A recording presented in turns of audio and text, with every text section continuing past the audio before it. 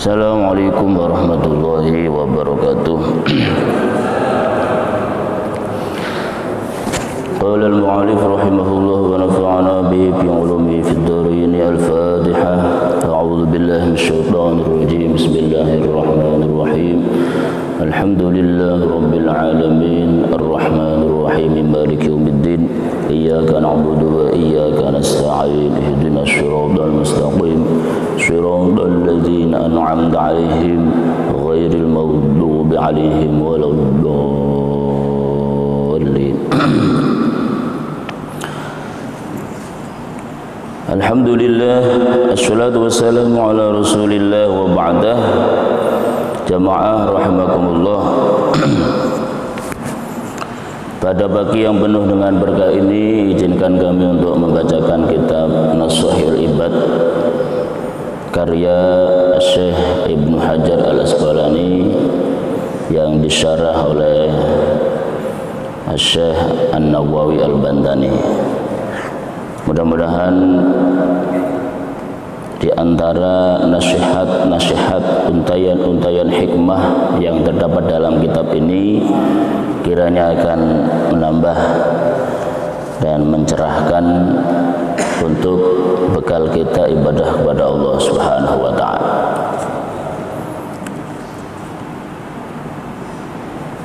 Pada nasihat ke-10, maaf ke-11.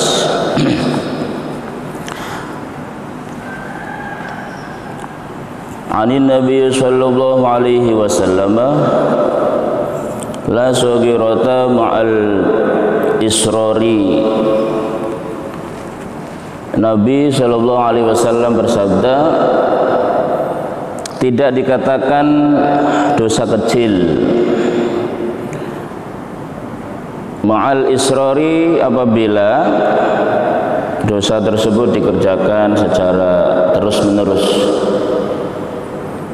Wala kabirata ma'al istighfari, tidak dikatakan dosa besar manakala segera disusul dengan istighfar atau taubatan nasuha. Begitu Nabi sallallahu alaihi wasallam mengingatkan tentang pentingnya kita taubat dan tentang sikap jangan suka menyepelekan dosa-dosa kecil. Kata beliau, la saghirata ma'al israri, tidak ada dosa kecil itu kalau gara-gara kita menyepelekan, menganggap kecil sehingga itu dilakukan berulang-ulang, dilakukan seperti bahkan kemudian karena berulang-ulang tanpa disadari itu menjadi kebiasaan. Kita melakukan kebiasaan tapi berulang-ulang, maka itu masuk kategori dosa besar. Apa dosa kecil? Jamaah, hari ini kita tanpa terasa sering melakukan dosa-dosa kecil. Contoh, menyebut nama orang dengan panggilan hewan. Ya karena gurau kan mungkin dianggap kecil ya. Orangnya namanya bagus, namanya Ahmad, namanya Rahim, namanya pokoknya bagus lah misalnya. Jadi dipanggil cebong misalnya. Ya Pak ya. Sekarang kan sedang begitu Pak ya. Gurau Pak, seakan-akan gurau, tapi itu dosa Pak. Kita dilarang memanggil nama orang dengan nama sebutan yang tidak baik. Nah, berhubung itu dilakukan terus-menerus sambil gurau, maka itu akan jatuh menjadi dosa besar. Atau orang yang biasanya rajin ke masjid itu melakukan dosa besar, biasanya berupa dosa kecil melakukan ghosok. Ghasab itu menggunakan hak milik orang lain tanpa izin, tetapi berdasarkan adat ulima ridhohu, diketahui yang punya itu kalau dipakai pasti ridho, tapi hanya dugaan. Misalnya pulang dari masjid pakai sandal orang lain, karena menganggap yang dipakai itu adalah sandal yang dipakai itu sandal milik kawan sendiri, milik saudara sendiri, milik teman sendiri yang akrab sesama jamaah, dan dia yakin dengan dipakai itu yang punya karena orang akrab itu akan ridho. Namanya ulima ridho. Karena nggak izin maka disebut ghasab. Awalnya itu dosa kecil itu awalnya. Nah kalau ini jadi kebiasaan maka akan menjadi dosa besar. Tapi insya Allah untuk Masjid Baitul Amal tidak ada. Itu banyak Pak di kampung atau malah maaf di pesantren ya. Itu banyak sekali kejadian ghasab itu. Ya mengacaukan juga, namanya nggak izin kan, yang punya kan nyari-nyari. Nah, terganggu. Meskipun begitu ketemu, oh dipakai teman sendiri, ridho. Meskipun demikian, tapi itu termasuk dosa. Nah kalau diulang-ulang, maka kata Nabi, la saghirata ma'al israri, tidak ada dosa kecil kalau diulang-ulang. Wala kabirata ma'al istighfar, tidak ada dosa besar kalau disertai dengan istighfar. Dosa besar itu apa? Banyak: berzina, mencuri, membunuh, minum minuman yang memabukkan, itu dosa-dosa besar. Tapi karena begitu khilaf dan segera sadar, dosa besarnya itu langsung ditaubati, istighfar.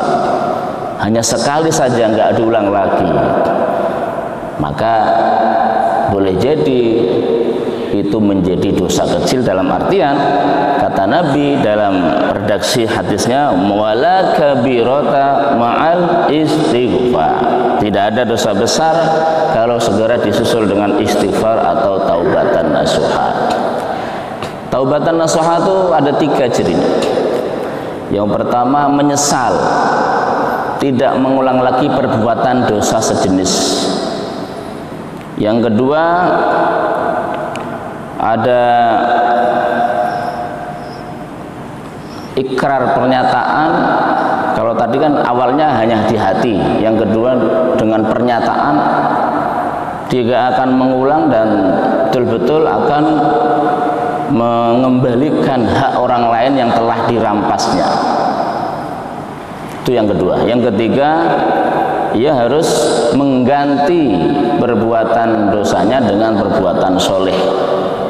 Kalau tidak bisa dikerjakan di daerah tempat ia tinggal, maka ia harus pindah ke daerah lain yang sekira ia bisa menebus dosa-dosanya. Itu baru disebut taubatan nasuha. Dikisahkan dulu ada seorang yang melakukan perbuatan dosa besar, membunuh dosa besar. Lah dia ingin bertaubat, tanya kepada ulama. Sebut saja misalnya Pak Ustadz, kalau sekarang saya pelaku pembunuhan, saya ingin bertaubat. Rupanya jamaah yang ditanya ini jawabannya, wah kamu dosa besar ini sulit untuk diterima taubatnya. Rupanya ustadznya ini malah dibunuh sekalian. Jadi sudah pembunuh, tanyanya pada orang yang maaf mungkin jawabannya kurang pas, malah marah, yang ditanya malah dibunuh. Bertambah lagi dosa pembunuhannya. Datang ke daerah lain, tanya lagi pada seseorang, apakah dosa akan diampuni oleh Allah? dosa saya membunuh sekian. Rupanya jamaah, orang yang kedua yang ditanya ini jawabannya pun tidak tepat, maka ia marah dan dibunuh juga. Yang menurut kisah, korban pembunuhannya ini sampai 100 orang. Kalau pada saat berikutnya terjadi pembunuhan, mungkin korbannya menjadi 101, mungkin. Maka dia bertanyalah pada seorang ustadz. Nah, ustadz yang ditanya ini jawabannya mensitir hadis ini. La saghirata ma'al israri, tidak ada dosa kecil kalau diulang-ulang. Wala kabirata ma'al istighfari, tidak ada dosa besar kalau segera bertaubat. Segera bertaubat, menyesal, tidak akan menyatakan tidak akan mengulang lagi, kemudian mengganti perbuatan dosa besarnya dengan amal soleh yang dahsyat, yang bisa menggantikan dosa. Amal yang punya pahala bisa menggantikan dosa-dosa besarnya. Kalau tidak bisa dikerjakan di daerah tempat tinggalnya, ia harus berhijrah. Karena jamaah, ternyata seseorang itu tergantung dengan siapa ia punya teman, siapa ia punya komunitas. Kalau komunitasnya orang-orang yang baik, maka ia akan menjadi orang baik. Kalau teman-teman akrabnya, komunitasnya orang-orang nggak baik, biasanya orang itu akan menjadi ikut-ikutan tidak baik. Maka bagi orang yang punya dosa besar, ketika ingin taubatan nasuha, kalau tak bisa dikerjakan di tempat tersebut, di tempat ia tempat tinggal, di mana masih menyatu, masih ada koneksi dengan komunitasnya, sehingga sangat sulit untuk taubat, maka ia dianjurkan untuk hijrah. Hijrah makaniyah, tidak hanya hijrah ma'nawiyah. Karena hijrah ada dua. Hijrah makaniyah yaitu kita berpindah tempat, di mana tujuan pindahnya ini untuk menyelamatkan akidahnya, untuk agar ia bisa beramal soleh dengan bagus, dengan tenang dan leluasa. Itu hijrah makaniyah. Hijrah inilah yang Rasul dan para sahabat lakukan dari Mekah ke Madinah. Hijrah makaniyah. Kalau hari ini nggak ada hijrah makaniyah. La hijrata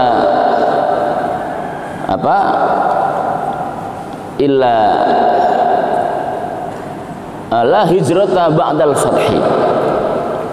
Tidak ada hijrah setelah Madinah ditaklukkan. Jadi kata Nabi, la hijrata ba'dal fathi. La hijrata ba'dal fathi. Tidak ada hijrah lagi setelah baginda Nabi sudah menaklukkan kota Madinah. Berarti hijrah ma'nawiyah itu sudah selesai, Pak. Tidak ada lagi hijrah dalam arti istilahnya eksodus, pindah tempat. Misalnya jamaah ada sesuatu di Masjid Baitul Amal yang tidak sesuai dengan hati nurani mungkin, kemudian sholat ibadah dan sebagainya pindah ke masjid sebelah, eksodus. Wah, saya tak cocok dengan ini, dengan ini, dengan ini, saya sholatnya di sanalah. Itu nggak boleh. La hijrata ba'dal fathi.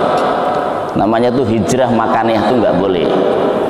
Bahkan konsistensi seorang nabi waktu itu dibuktikan ketika ada sahabat yang hijrahnya itu setelah Nabi bersabda la hijrata ba'dal fathi. Rupanya baginda Nabi sebelum hijrah ada menyepakati sebuah perjanjian dengan pemimpin kaum Quraisy Mekah, yang salah satu isinya setelah Nabi berhasil menaklukkan Madinah atau setelah sampai di Madinah dengan selamat, maka tidak ada lagi orang yang hijrah meninggalkan kota Mekah. Dan itu ditandatangani oleh baginda Nabi. Itu diingat betul sebagai sebuah janji yang merupakan hutang. Itulah kenapa Nabi hijrahnya itu adalah terakhir. Setelah orang-orang beriman, orang-orang terpilih nyampe dengan selamat di kota Madinah, di kota Yasrib waktu itu, lama jaraknya itu terakhir yang masuk kota Madinah itu adalah baginda Nabi Muhammad SAW.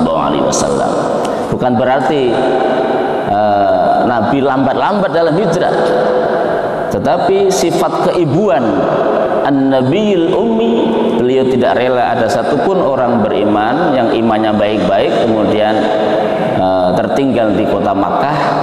Beliau ingin menjamin semuanya sudah selamat, baru beliau masuk Madinah. Artinya setelah beliau sampai di Madinah itu, orang-orang yang belakangan hijrah itu keimanannya kurang bagus, dan terjadilah ada yang menyusul, mungkin awal-awalnya ragu, tetapi akhirnya dia nyampe di Madinah setelah Nabi menyatakan la hijrata ba'dal fathi.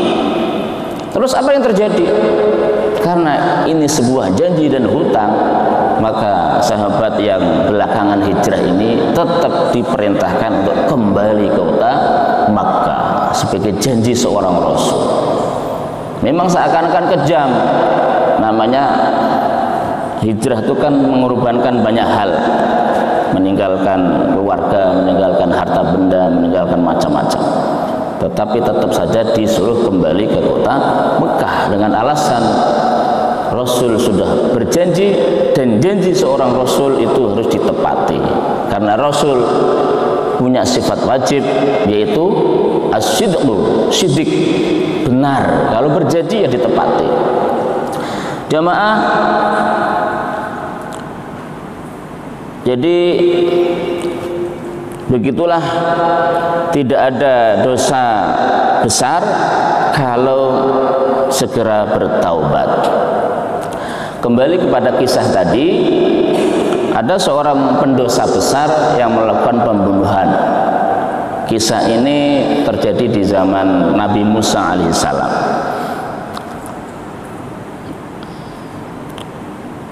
Akhirnya setelah mendapatkan pencerahan, tidak ada dosa besar kalau segera bertaubat dengan syarat-syarat 3 tadi, maka pendosa besar ini, seorang pelaku pembunuhan ini memilih alternatif yang ketiga, yaitu ia harus hijrah, pindah tempat. Tetapi dalam konteks yang berbeda, karena terjadi di zaman Nabi Musa, yaitu ia meninggalkan kotanya. Karena kalau ia berubah, bertaubat dan masih tinggal di kotanya, sementara ia punya komunitas, punya geng lah kurang lebih, ia tidak mungkin melakukan taubatan nasuha, ia tidak mungkin berubah. Maka jamaah akhirnya ia memutuskan meninggalkan kotanya, pergi ke kota lain. Ia pergi dengan niat untuk berhijrah, berubah, bertaubat. Namanya kota yang dituju itu sangat jauh.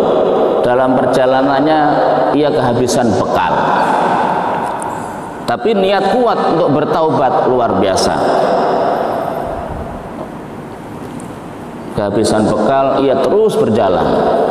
Daerahnya padang pasir.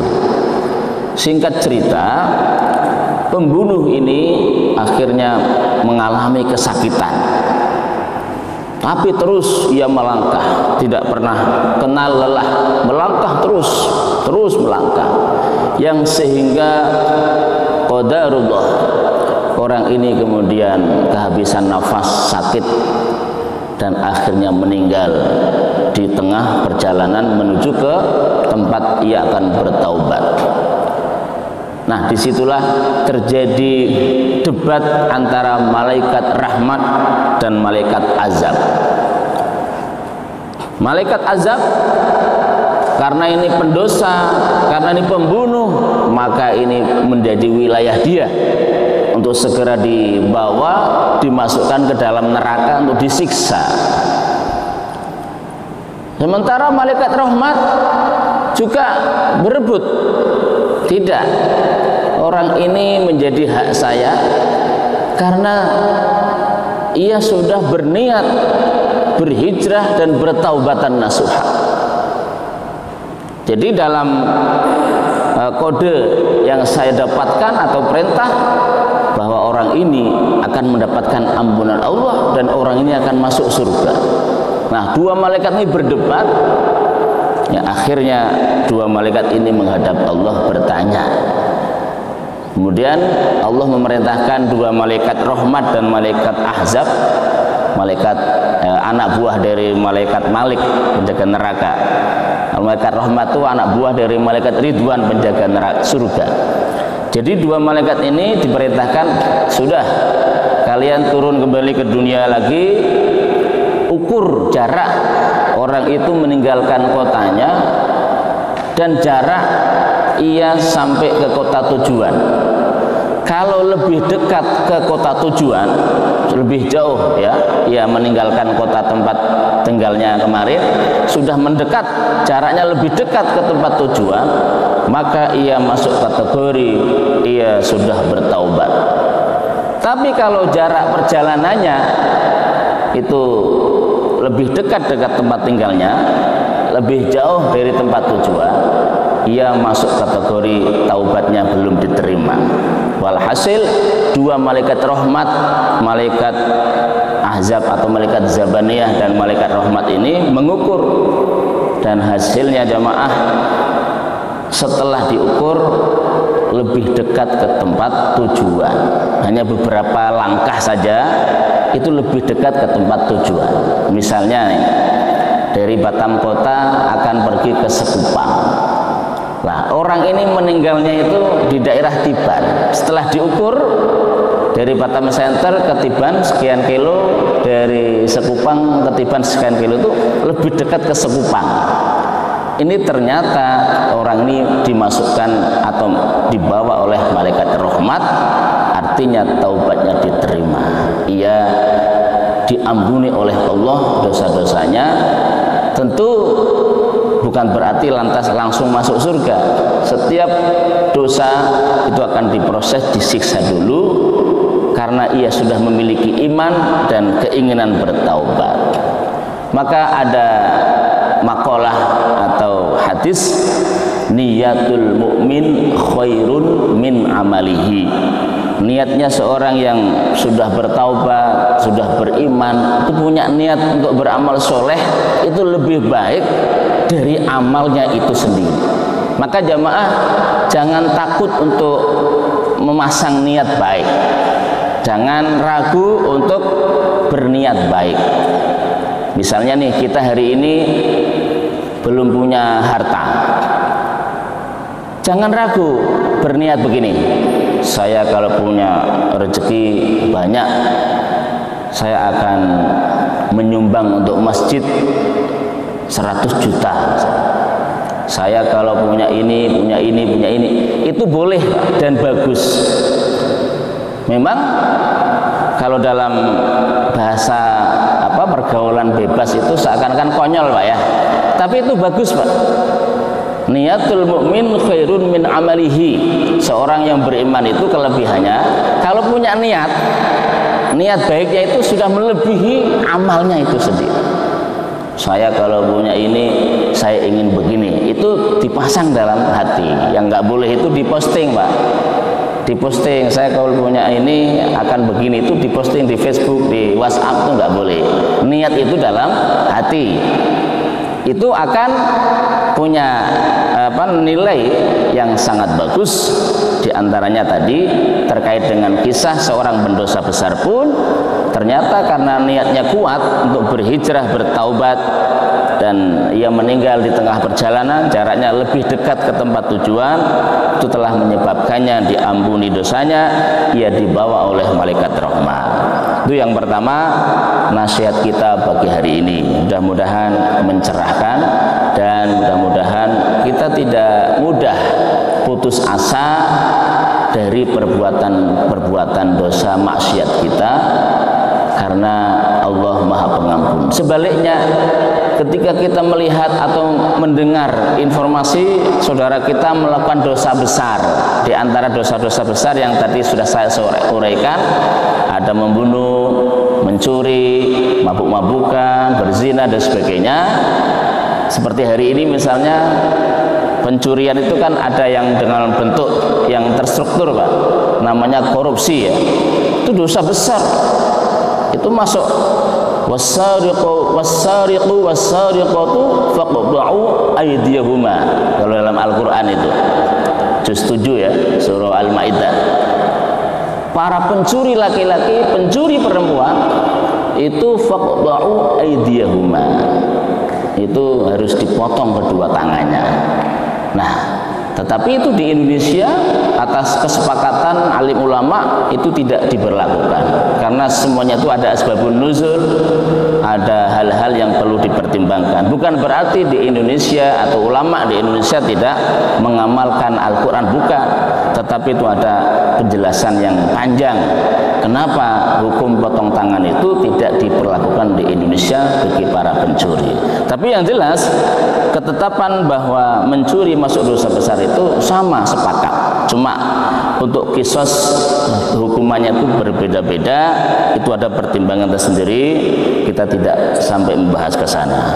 Demikian jamaah pagi hari ini, untuk tidak untuk agar kajiannya tidak membosankan, sebelum saya lanjutkan dengan nasihat makalah berikutnya, saya persilahkan jamaah untuk mengajukan pertanyaan.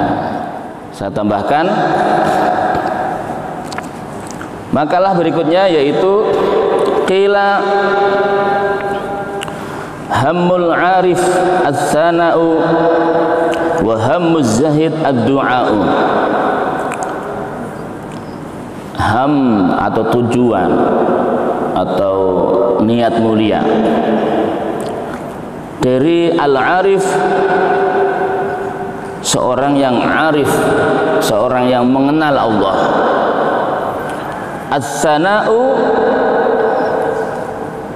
adalah merupakan pujian, pujian terhadap Allah itu sendiri.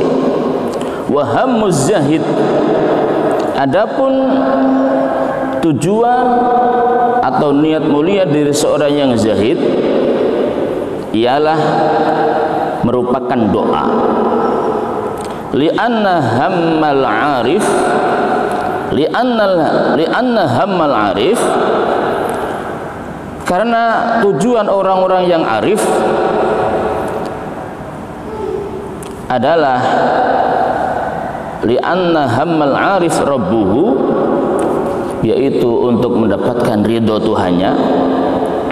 Wa hammaz zahid nafsuhu, adapun tujuan dari seorang yang zahid adalah untuk dirinya sendiri. Wah, ini kajian kelas tinggi Pak, karena ada di urutannya, maka tetap saya baca. Tetapi sebenarnya lah kita tidak pas untuk dikaji pagi hari ini, karena sangat tinggi. Ada orang arif, ada orang zahid, di sini dibedakan. Mohon maaf, saya lewatkan saja Pak, karena ini kajian tasawuf kelas tinggi. Saya lanjutkan dengan amba'dil hukama, sebagian ahli hikmah berkata, man tawahhama, barang siapa yang menyangka annalahu waliyan, bahwa ia mempunyai penolong, mempunyai sekutu, mempunyai relasi, aula minallahi, yang melebihi Allah Subhanahu wa taala.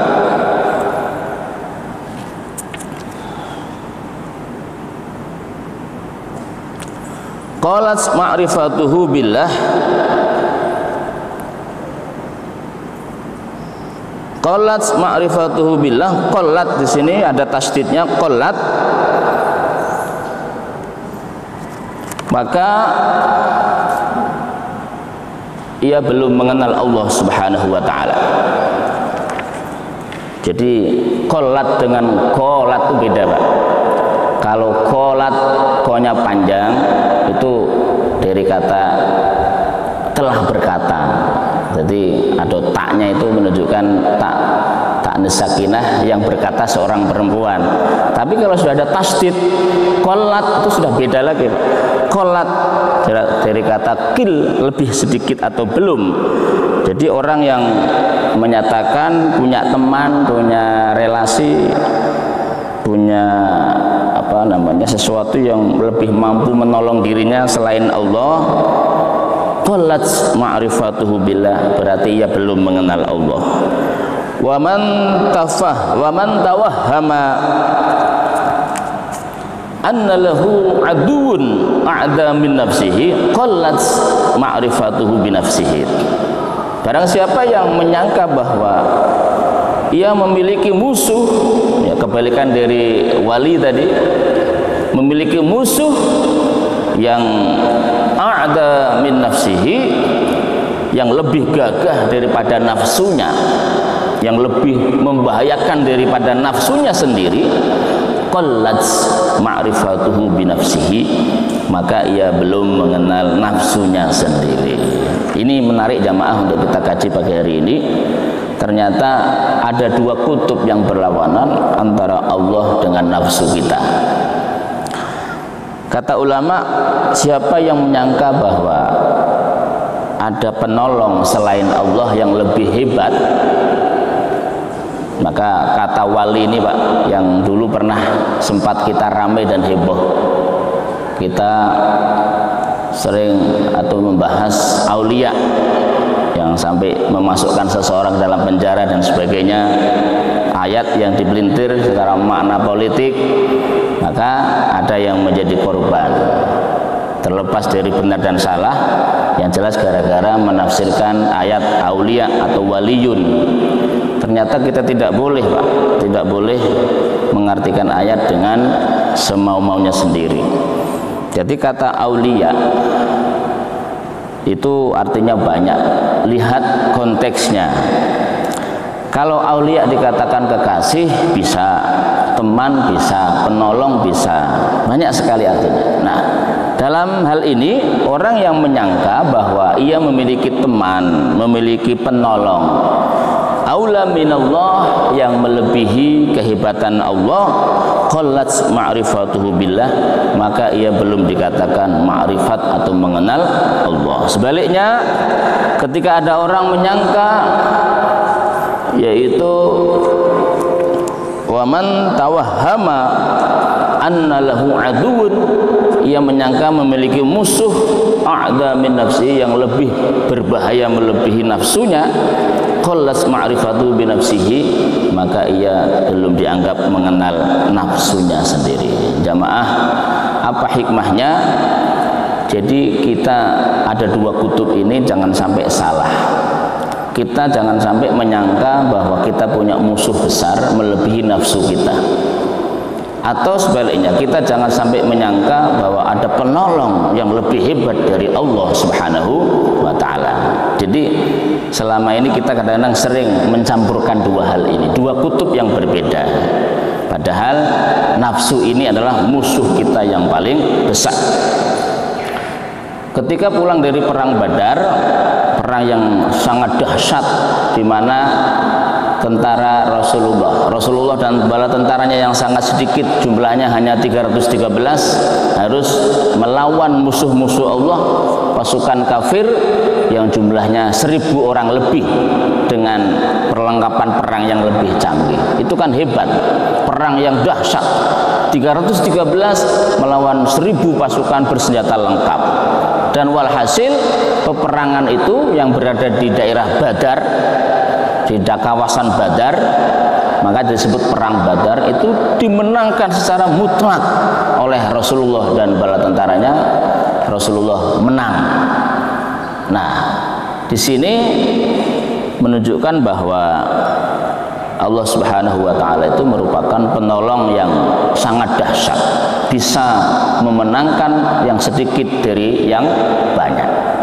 Oleh karena itu jamaah, yang menarik, pulang dari perang Badar ini Rasulullah justru bersabda, roja'na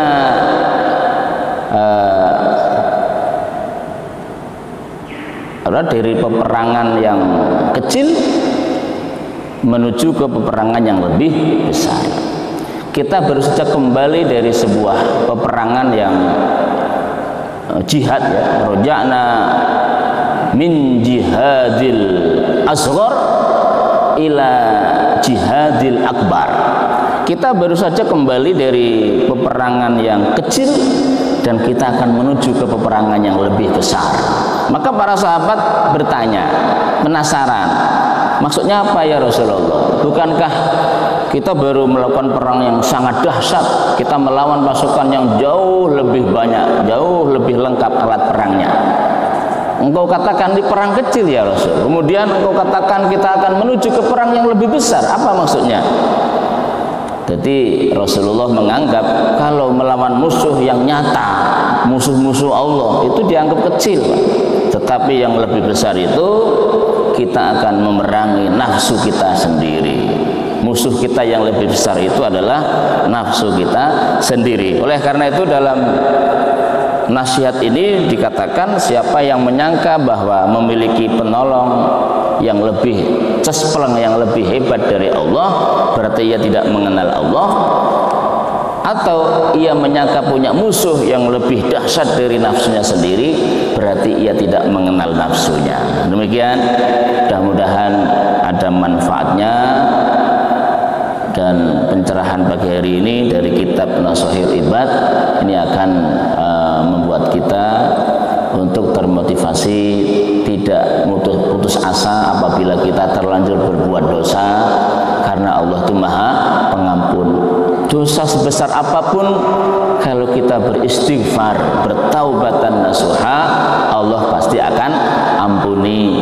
Kemudian kalau kita melihat, mendengar ada saudara kita berbuat dosa besar, kita tidak lantas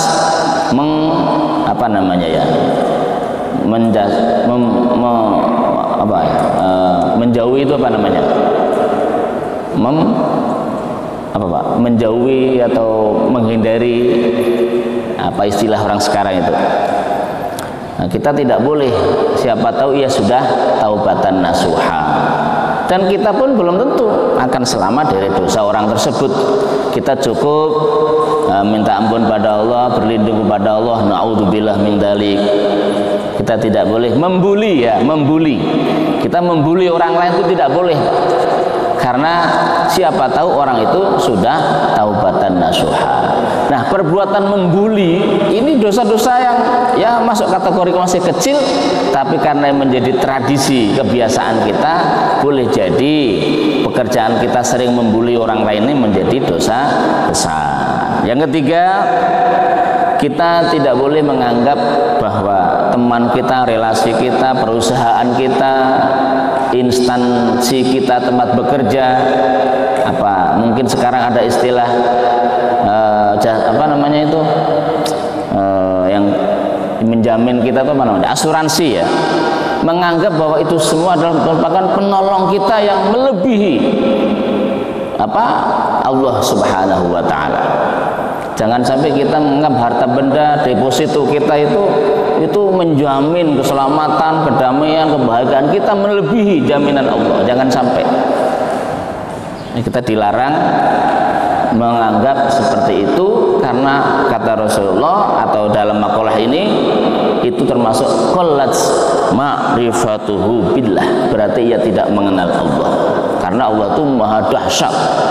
Sebaliknya, kalau kita sedang galau, sedang susah, menganggap punya musuh selain nafsu kita yang lebih dahsyat, punya sesuatu yang membuat kita ketakutan yang melebihi takutnya dari bahaya nafsu diri kita sendiri, maka ia berarti tidak mengenal nafsunya. Rasulullah bersabda, man arafa nafsahu faqad arafa rabbah. Penting sekali Bapak untuk kita mengenal nafsu kita atau mendeteksi bahaya nafsu kita sendiri. Dengan kita mendeteksi dan mengenal nafsu kita ini, kata Rasulullah, faqad arafa rabbah, maka ia sungguh telah mengenal Tuhannya. Wallahu a'lam bishawab. Wallahul muwaffiq ila aqwamit thoriq. Wassalamualaikum warahmatullahi wabarakatuh. Baiklah, kita tutup dengan doa. Allahumma shalli ala Muhammad wa ala ali Muhammad. Allahumma rizqna fahman nabiyyin wa ilhamal malaikatil muqarrabin. Allahumma anfa'na bima 'allamtana wa وعلمنا ما ينفعنا اللهم فقهنا في الدين وألهمنا رشده ربنا افتح بيننا وبين قومنا بالحق وأنت خير الفاتحين اللهم ادفع عنا الولاء والبلاء والوباء والفحشاء والمنكر ما ظهر منها وما بطن من بلدنا إندونيسيا هذا خاصة ومن بلدان عامة إنك على كل شيء قدير ربنا آتنا في الدنيا حسنة وفي الآخرة حسنة وقنا عذاب النار صلى الله على سيدنا محمد والحمد لله رب العالمين السلام عليكم ورحمة الله وبركاته.